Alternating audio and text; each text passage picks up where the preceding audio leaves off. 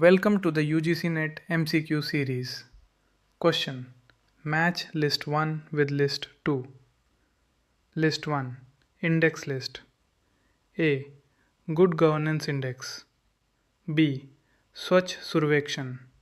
Cleanliness Today. C.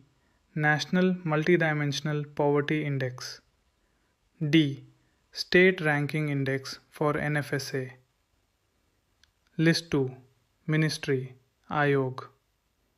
1. Niti Ayog. 2. Ministry of Personnel, Public Grievances and Pensions. 3. Ministry of Consumer Affairs, Food and Public Distribution. 4. Ministry of Housing and Urban Affairs. Choose the correct answer from the options given below. 1. A2, B4, C1, D. 3. 2. A2, B1, C4, D. 3. 3. A4, B1, C3, D2. 4. A1, B3, C2, D4. You have 5 seconds to guess the answer.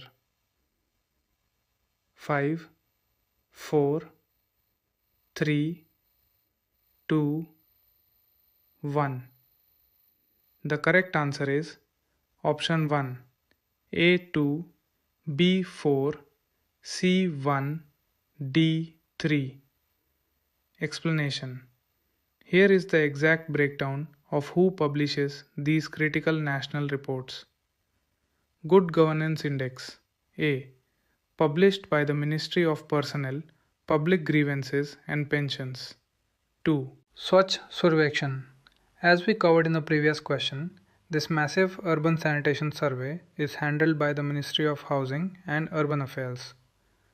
National Multidimensional Poverty Index. This comprehensive poverty assessment is released by the premier policy think tank Niti Ayog. State Ranking Index for NFSA. Since NFSA stands for National Food Security Act, it naturally falls under the Ministry of Consumer Affairs, Food and Public Distribution. Question. The negative methods of exercising executive control through personnel management which is least used in India is 1. Imposition of cash fines. 2. Issuing written warnings. 3. Reducing the employee in rank and salary after a full inquiry. 4. Administrative reprimand for minor deviation from the desired behavior pattern. You have 5 seconds to guess the answer. 5, 4, 3, 2, 1. The correct answer is option 1. Imposition of cash fines. Explanation. When exercising executive control over personnel in India, certain negative disciplinary methods are common, while others are rare. Issuing written warnings, issuing administrative reprimands for minor deviations, and even reducing an employee in rank or salary after a formal inquiry are all methods frequently used within the Indian administrative system. However, the imposition of cash fines, imposing direct financial penalties on employees for their actions, is the least used method. It is not a commonly used method of exercising executive control in India because it is seen as strictly punitive and may not actually be effective in changing long-term employee behavior. Question. Which of the following information are exempted from RTI Act without any exception? A. Information that would enhance financial accessibility of government department. B. Information pertaining to deliberation at cabinet meetings. C. Information which would impede the process of investigation. D. Judicial records pertaining to appointment of judges. Choose the correct answer from the options given below. 1. A, C and D only. 2. A, B and C only. 3. B, C and D only. 4. A, B, C and D. You have 5 seconds to guess the answer. 5, 4, 3, 2, 1. The correct answer is option 4. A, B, C and D. Explanation. While the Right to Information Act of 2005 is a powerful tool for transparency, Section 8 of the Act provides specific scenarios where information is strictly exempted from disclosure. All 4 of the options listed are covered under these exemptions. You cannot use RTI to access information that would unfairly enhance the financial accessibility of a government department. Nor can you access the highly sensitive deliberations that happen during cabinet meetings.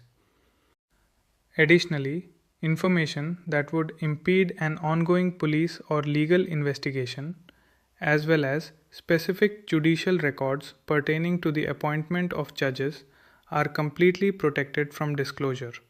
Question. Arrange the following anti-corruption measures taken by Government of India in chronological order. A. Ratification of the United Nations Convention Against Corruption, UNCAC. B. Black money, undisclosed foreign income and assets, and Imposition of Tax Act. C. The Prevention of Money Laundering Act. D. The Benami Transactions Prohibition Act. Choose the correct answer from the options given below. 1. D, A, B, C. 2. D, C, A, B. 3. D, C, B, A. 4.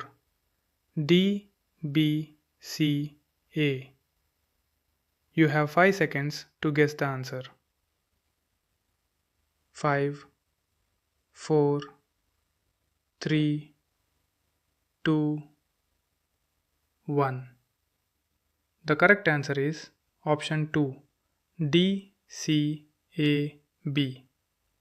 Explanation. Let's map out the exact timeline of these major anti-corruption milestones based on when they were introduced or ratified. The Benami Transactions Prohibition Act, D. This is the oldest on the list, originally introduced back in 1988 and later amended in 2016. The Prevention of Money Laundering Act, C. Often referred to as PMLA, this core legal framework was enacted in 2002 and came into force in 2005. Ratification of UNCAC-A. India originally signed this UN convention in 2005, but it officially ratified it on May 9, 2011. Black Money Act, B. The most recent on this list, enacted on May 26, 2015, specifically targeting undisclosed foreign assets. Question. Which of the following is or true about amendment of RTI Act in 2019? A. From a fixed term of 5 years, now the Commissioner holds office at the pleasure of government. B.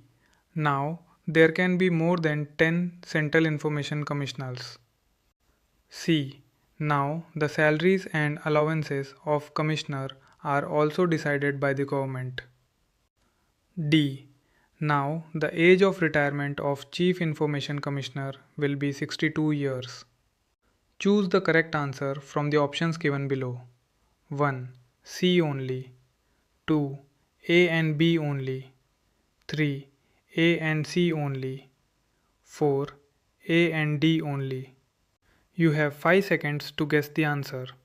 5, 4, 3, 2, 1. The correct answer is option 3, A and C only. Explanation. The RTI Amendment Act of 2019 brought significant highly debated changes to the original 2005 framework.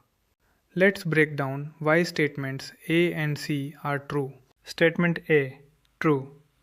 There is no longer a fixed term of 5 years for the Chief Information Commissioner (CIC) and Information Commissioners (ICs).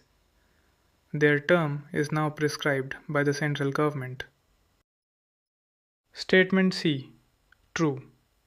Salaries, allowances, and other terms and conditions of service of the commissioners are now exclusively decided by the central government. Why are the others false? The amendment did not change the maximum number of ICs.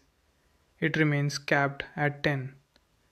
And the retirement age for the Chief Information Commissioner remains 65 years, not 62. Question. Who among the following was the first president of National Consumer Disputes Redressal Commission? 1. Justice V. Balakrishna Eradi. 2. Justice K. S. Paripurnan. 3. Justice Suhas C. Sen. 4. Justice D. P. Wadhwa. You have 5 seconds to guess the answer. 5, 4, 3, 2, 1. The correct answer is option 1, Justice V. Balakrishna Eradi. Explanation. The National Consumer Disputes Redressal Commission (NCDRC) is a highly important quasi-judicial commission in India. It was officially set up in 1988 under the provisions of the landmark Consumer Protection Act of 1986. The commission is always headed by a sitting or retired judge of the Supreme Court of India. The very first president to lead this commission was Justice V. Balakrishna Eradi, who served from 1988 to 1993. Question. How was the Niti Aayog formed? 1. It was formed by an Act of Parliament. 2. It was formed by a resolution of the Union Cabinet. 3. It was formed by an executive order of Government of India. 4. It was formed by an order of Planning Commission. You have 5 seconds to guess the answer. 5, 4, 3, 2, 1. The correct answer is option 2. It was formed by a resolution of the Union Cabinet. Explanation. The Niti Aayog, which stands for the National Institution for Transforming India, was formed on January 1, 2015. It was established as a direct replacement for the Legacy Planning Commission. It is crucial to note that Niti Aayog was formed specifically by a resolution of the Union Cabinet. It was not created by an Act of Parliament, an executive order, or an order of the Planning Commission. Today, it serves as the premier policy think tank of the Government of India, providing essential directional and policy inputs. Question. Statement 1. The policy agenda is the sum of all political demands that a number of individuals or groups have tried to get onto policy agenda.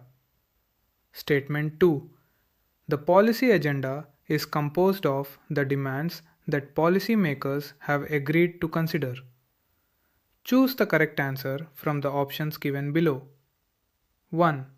Both Statement 1 and Statement 2 are true. 2. Both Statement 1 and Statement 2 are false. 3. Statement 1 is correct, but Statement 2 is false. 4. Statement 1 is incorrect, but Statement 2 is true. You have 5 seconds to guess the answer. 5, 4, 3, 2, 1. The correct answer is option 4. Statement 1 is incorrect, but Statement 2 is true. Explanation. Let's break down the exact definition of a policy agenda. Why statement 1 is false. A policy agenda is not just a massive wish list or the sum of all political demands made by the public. Thousands of demands are made every day by various groups, but they don't all make it to the agenda. Why statement 2 is true. The policy agenda is strictly composed of the specific demands that policymakers have formally agreed to consider. It is ranked according to the political priorities of the policy decision makers. Question. Statement 1. The policy agenda is the sum of all political demands that a number of individuals or groups have tried to get onto policy agenda. Statement 2. The policy agenda is composed of the demands that policy makers have agreed to consider. Choose the correct answer from the options given below. 1. Both statement 1 and statement 2 are true. 2. Both statement 1 and statement 2 are false. 3. Statement 1 is correct, but statement 2 is false. 4. Statement 1 is incorrect, but statement 2 is true. You have 5 seconds to guess the answer. 5, 4, 3, 2, 1. The correct answer is option 4. Statement 1 is incorrect, but statement 2 is true. Explanation. Let's break down the exact definition of a policy agenda. Why statement 1 is false. A policy agenda is not just a massive wish list or the sum of all political demands made by the public. Thousands of demands are made every day by various groups, but they don't all make it to the agenda. Why statement 2 is true. The policy agenda is strictly composed of the specific demands that policymakers have formally agreed to consider. It is ranked according to the political priorities of the policy decision makers. Question. Match list 1 with list 2. List 1. Scheme. A. Ujjavala. B. Saubhagyam Yojana. C. Atal Pension Yojana. D. National Social Assistance Program. List 2. Ministry. 1. Ministry of Power. 2. Ministry of Finance. 3. Ministry of Women and Child Development. 4. Ministry of Rural Development. Choose the correct answer from the options given below. 1. A2, B3, C1, D4. 2. A1, B3, C4, D2. 3. A3, B1, C4, D2. 4. A3, B1, C2, D4. You have 5 seconds to guess the answer. 5, 4, 3, 2, 1. The correct answer is option 4. A3, B1, C2, D4. Explanation. Here is the exact breakdown of which ministry handles these major flagship schemes. Ujjavala. This scheme, designed to prevent trafficking and rescue/rehabilitate victims, falls under the Ministry of Women and Child Development 3. Note: do not confuse this with PM Ujjwala Yojana for LPG, which is petroleum and natural gas. Saubhagyam Yojana. This scheme aims for universal household electrification, naturally falling under the Ministry of Power 1. Atal Pension Yojana. As a core financial security and pension scheme, it is managed by the Ministry of Finance 2. National Social Assistance Program. This welfare program is administered by the Ministry of Rural Development 4. Thank you for watching. Follow, subscribe, and share for more UGC NET MCQs.